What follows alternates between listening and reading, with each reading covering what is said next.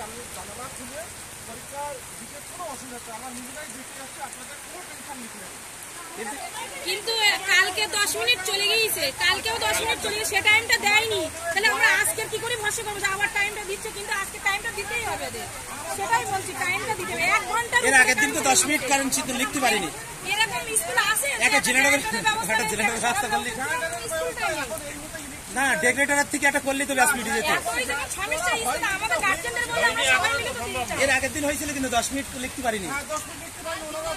সেই দিনে উচিত ছিল একটা জেনারেটর সমস্যা ওটা হয়েছে, তাহলে ওদের আগের থেকে তৈরি হওয়া উচিত ছিল, তাই তো? তৈরি হওয়া উচিত ছিল। বাচ্চাদের ভবিষ্যৎ, সেই বাচ্চাদের থেকে ছেলেমেলা হচ্ছে, তাহলে ভবিষ্যৎ আমরা কি করে বলবো বাচ্চারা কতটা ঘামিয়ে আছে? আজকের ভৌত বিজ্ঞান পরীক্ষাটাও আজকেই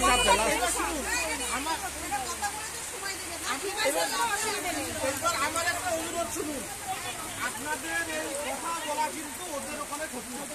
ওখানে তো যায়নি, ওখানে তো যায়নি, ওরা ভালোভাবে পরীক্ষা দিচ্ছে, আর এটা তো আমাদের দায়িত্ব, কর্তব্য। আমরা একবারও ওখানে যাইনি, আমরা শুধু এখানে করেই করছি। আমাদের গার্জিয়ান তো ঢুকতে দেবেন।